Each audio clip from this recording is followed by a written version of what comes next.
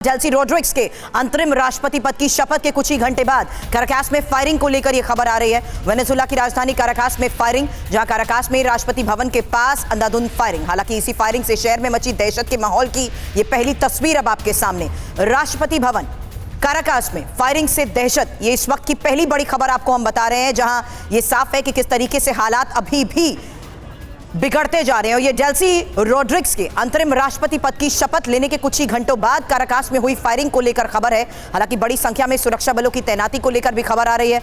Venezuela की राजधानी में इस वक्त काराकास में क्या हालात है उसको लेकर यह खबर, क्योंकि फायरिंग की यह घटना, हालांकि काराकास में राष्ट्रपति भवन के पास अंधाधुंध फायरिंग को लेकर यह खबर। पहले यह तस्वीर देखिए, इसी फायरिंग से शहर में दहशत का माहौल।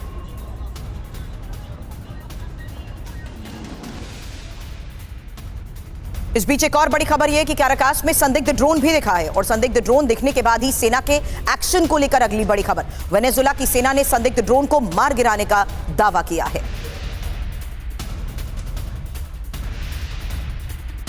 काराकास राष्ट्रपति भवन के पास अंधाधुंध फायरिंग, लेकिन सेना ने अब संदिग्ध ड्रोन को मार गिराने का दावा किया है।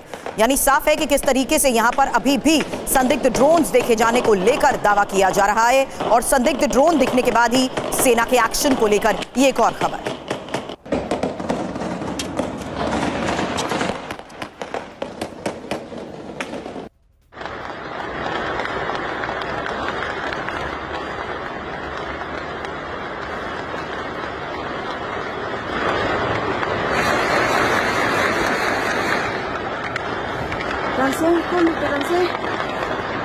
Cómete, ¿qué es eso?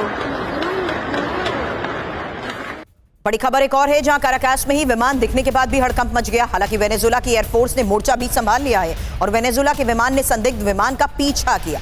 Venezuela air force के एक्शन के बाद ही संदिग्ध विमान लौट गया।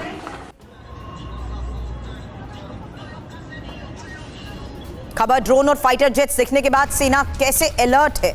काराकास में ही सरकारी इमारतों को खाली कराया गया है, ये एक और बड़ी खबर है, जहां साफ है सेना का एक्शन और काराकास पर लगातार हालात को देखते हुए लिए जा रहे फैसले। फिलहाल खबर काराकास में सरकारी इमारतों को खाली कराने को लेकर आ रही है। साथ ही ड्रोन और फाइटर जेट्स दिखने के बाद सेना पूरी तरीके से अलर्ट हो चुकी है।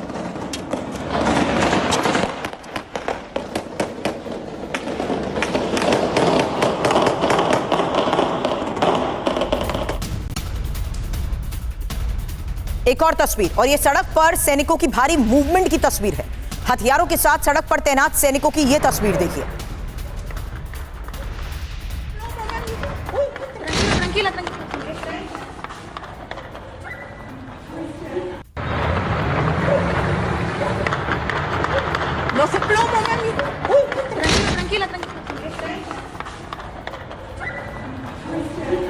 दो तस्वीरें एक साथ आपके सामने। साफ है काराकास में हो रही है फायरिंग, और इस बीच सड़क पर भारी मूवमेंट, हथियारों के साथ सड़क पर सैनिकों की तैनाती। अब राष्ट्रपति भवन के पास संदिग्ध ड्रोन को लेकर एक और बड़ा अपडेट है। वेनेजुएला ने ही एयर डिफेंस सिस्टम को एक्टिव कर दिया है। एयर डिफेंस सिस्टम ने ड्रोन्स को कैसे तबाह किया, ये देखिए एक और तस्वीर।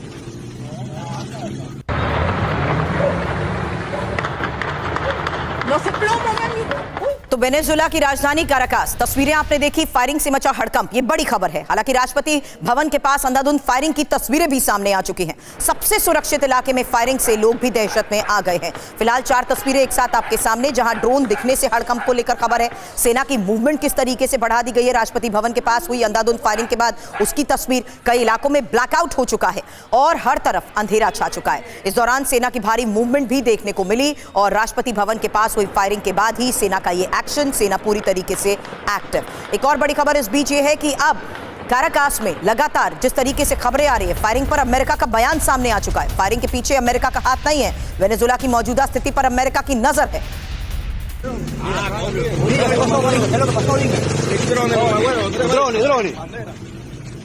मौजूदा स्थिति पर अमेरिका की नजर, लेकिन इस बीच खबर और तस्वीरें सामने आई हैं वेनेजुएला में हुई उस अंधाधुंध फायरिंग की, जो राष्ट्रपति भवन के पास हुई हैं। फिलहाल अमेरिका का इसको लेकर बयान, फायरिंग के पीछे अमेरिका का हाथ नहीं। मेरे सहयोगी मनीष झा इस वक्त हमें ज्वाइन कर चुके हैं। मनीष, इस वक्त के हालात को लेकर बड़े सवाल उठ रहे हैं। ऐसे में अमेरिका ये कह रहा है कि वेनेजुएला के हालात पर उसकी नजर है, लेकिन फायरिंग के पीछे उसका हाथ नहीं है।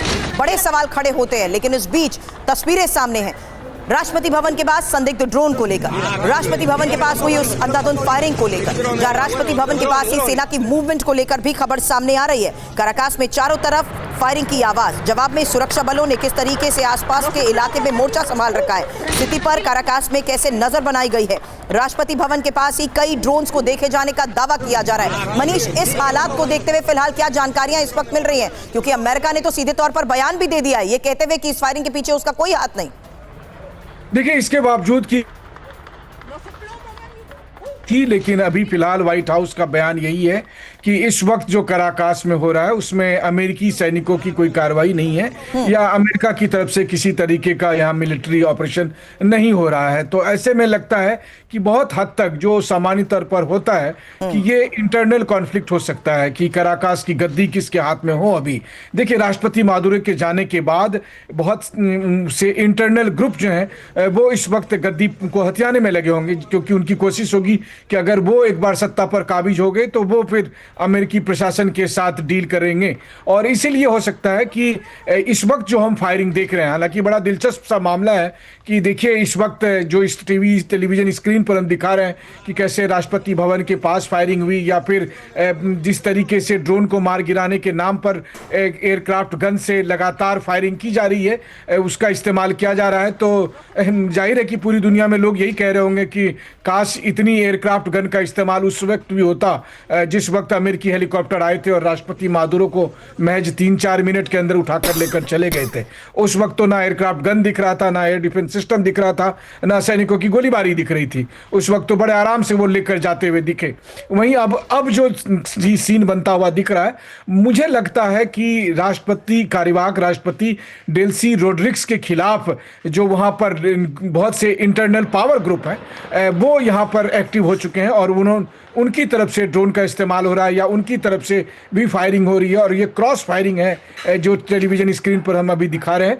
पर्पस ये है कि वेनेजुएला की गद्दी को हथियाना, ताकि आगे आने वाले दिनों में या तो राष्ट्रपति ट्रंप के साथ डील करने के लिए वो पर्टिकुलर पावर ग्रुप वहाँ आगे बढ़ सके, या नहीं तो फिर जैसा अमूमन होता आया है, फिर वो चाहे इराक में हो, लीबिया हो, सीरिया हो, अफगानिस्तान हो, कि एक बार आप राष्ट्रपति को हटा देते हैं, हेड ऑफ स्टेट को हटा देते हैं, तो फिर वेनेजुएला भी इराक की तरह, लीबिया की तरह लंबे समय तक इसी तरह अराजकता की स्थिति में चले जाएगा। हाँ, ट्रंप के दोनों हाथ में लड्डू है। कहने का मतलब यह है कि एक तरफ तो न्यूयॉर्क में उसके पास राष्ट्रपति मादुरो है ही, और दूसरी तरफ है कि वेनेजुएला में अब जितनी ज़्यादा अराजकता होगी, अमेरिकी दलील को काफ़ी मजबूती मिल जाएगी कि नहीं, हमें वेनेजुएला की सत्ता को अपने कब्जे में लेना चाहिए और वेनेजुएला पर राज करना चाहिए। ट्रंप यही देख रहे हैं, ट्रंप का कॉलोनिज्म आगे बढ़ रहा है। आप कह रहे हैं कि इस मौके का भी ट्रंप फायदा उठा रहे हैं, हालांकि अमेरिकी दबाव के बीच ही जिस तरीके से इंटरनल कॉन्फ्लिक्ट्स और इस वक्त डोमिनेट होती पावर को देखते हुए फैसले लिए जा रहे हैं। आप ये कह रहे हैं कि ये पर्पसफुली काराकास में हालात बिगाड़ने की भी महज एक कोशिश हो सकती है? देखिए, इतिहास तो यही बताता है। आप देख लीजिए, इराक में चाहे जितनी भी दलीलें दी जाए, लेकिन सद्दाम हुसैन के टाइम में इराक कितना स्टेबल सा दिख रहा था, लेकिन फिर क्या हुआ उसके बाद से आज तक, मतलब लगभग अगर आप देखें तो 3 दशक पूरे होने को हैं, लेकिन अभी भी इराक स्टेबल नहीं हो सका। अफगानिस्तान की स्थिति हम सब जान ही रहे हैं, सीरिया में क्या हुआ हम देख ही रहे हैं कि कितने सालों तक लगातार इस तरह की कॉन्फ्लिक्ट बन रहे हैं। यहाँ तक कि असद के हटने के बाद भी अगर आप देखें तो सीरिया में भी जो स्थिति है वो दुनिया के सामने है। लीबिया का तो खैर कोई कहना ही नहीं है। तो साफ तौर पर है कि आप डिक्टेटर के नाम पर अगर किसी को हटा देते हैं, रिजीम चेंज करते हैं, या फिर मिलिट्री ऑपरेशन करके मादुरो को उठाकर अमेरिका लेकर चले जाते हैं, तो अब वेनेजुएला में स्थिति खराब होगी और वो दिनों दिन खराब होती जाएगी, क्योंकि अब वहां पर जो हथियारबंद ग्रुप हैं वो एक पावर स्ट्रगल के लिए एक दूसरे से लड़ते भिड़ते दिखेंगे और उसमें फिर सिविलियन की भी काफी संख्या में कैजुअलिटी होती जाएगी। और ये सब कुछ जितना ज्यादा केओस होगा उतना ज्यादा अमेरिका के लिए, ट्रंप एडमिनिस्ट्रेशन के लिए, अमेरिकन डीप स्टेट के लिए वो फायदेमंद स्थिति होती है। तो फिर ये सवाल भी तो मनीष खड़ा होता है कि आखिर डेल्सी रॉड्रिग्स अंतरिम राष्ट्रपति के रूप में कितने दिन तक टिक पाएंगी? देखिए, डेल्सी रोड्रिग्स का तो वैसे भी भविष्य ज्यादा है नहीं, क्योंकि भले ही वेनेजुएला की सुप्रीम कोर्ट ने उन्हें कार्यवाहक राष्ट्रपति बना दिया है वेनेजुएला के नियम कानून और संविधान के मुताबिक, लेकिन वो खैर ट्रंप की इच्छा के पर निर्भर है कि वो कितने दिन में वहां मतलब जाते हैं। अभी फिलहाल राष्ट्रपति ट्रंप ने ये बात कही है कि अगले 1 महीने तक, यानी 30 दिनों तक वो वहां चुनाव नहीं कराने जा रहे हैं। अभी उनका सारा ध्यान है कि कैसे मुफ्त में वहां से तेल उठाया जा सके और वेनेजुएला को कोई रेवेन्यू नहीं दिया जा सके, जो अमूमन ऐसी जगह पर होता है, सीरिया में, लीबिया में, हर जगह पर वो आप दिखाई देता है। तो उनका मकसद है कि जहां तेल के रिसोर्सेस हैं वहां पर वो अपने ट्रूप्स लगाएंगे, वहां पर वो सिक्योरिटी अरेंजमेंट कर देंगे और बाकी वेनेजुएला। मतलब एक बात आपने कही कि आने वाले वक्त में नया चुनाव भी संभव नहीं है, ऐसे में अमेरिकी प्रशासन का ये दबदबा कितने दिनों तक कायम रहेगा ये भी देखना होगा।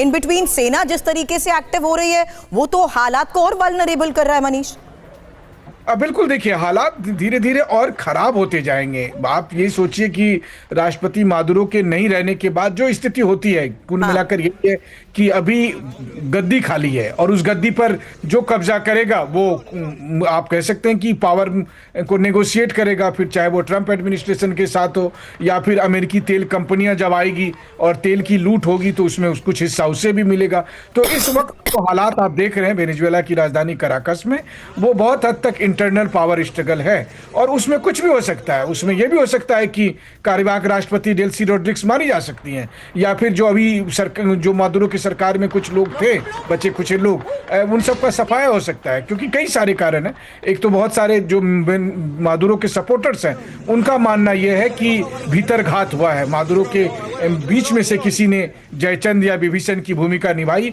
और इसीलिए बिना कुछ लड़े मादुरो को कब्जा कर लिया गया। तो उनका अपना एक अलग गुस्सा है। वहीं दूसरी तरफ अगर आप देखें तो मिलिट्री में भी काफी फूट पड़ी हुई है। हर व्यक्ति दूसरे पर शक करता है कि कहीं ये CIA का एजेंट तो नहीं है, कहीं ये अमेरिका के साथ मिला हुआ तो नहीं है।